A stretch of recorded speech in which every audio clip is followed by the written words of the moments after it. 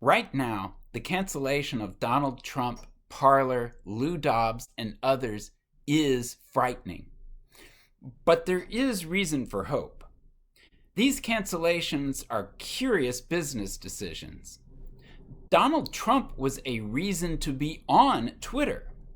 He always had been, even as a civilian, but a celebrity civilian. His tweets were entertaining. We have never had the sort of direct access to the thinking of our president as we did with Donald Trump, thanks to Twitter. Twitter made their platform less useful, less entertaining, and more threatening. Donald Trump had over 80 million followers, and those were just his official followers. I'm not on Twitter, but I visited the site to see what Donald Trump was tweeting. Twitter has given people fewer reasons to use their services and visit their site. Likewise, Lou Dobbs was the highest rated program on the Fox Business Channel. I am curious how the economics will work out for Fox by canceling their highest rated program.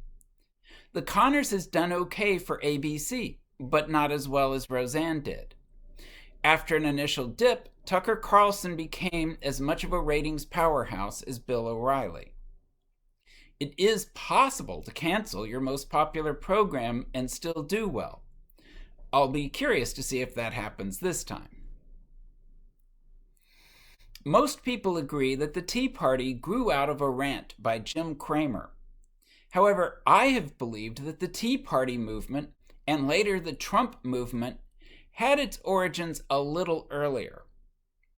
For about 3 months in 2008 and 2009, following the election of Barack Obama, every media organization acted as though the entire nation was elated that Barack Obama was about to become president.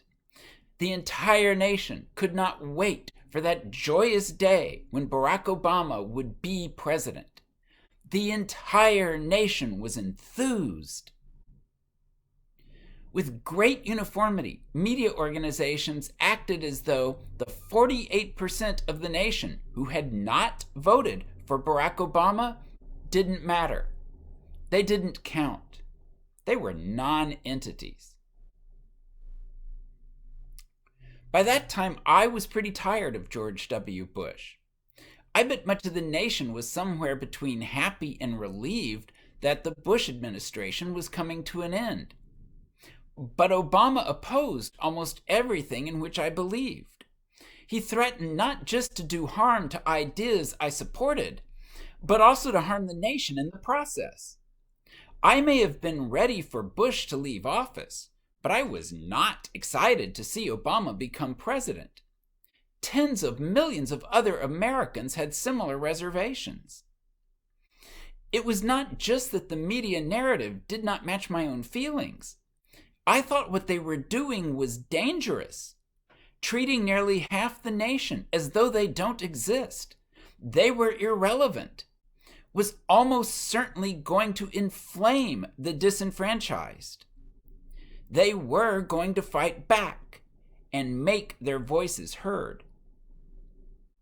Jim Cramer's rant may have begun that revolution, the Tea Party, but I believe the seeds for it were planted when 48% of the nation were told they don't matter. Donald Trump campaigned on claims that the forgotten man will be forgotten no more. He tapped into a sentiment that I believe began brewing in November 2008. The current effort to cancel conservatives will hamstring the conservative movement for a while, but I think it ultimately will strengthen it. We are a free people. We long to be free. Oppression and censorship run contrary to our national values.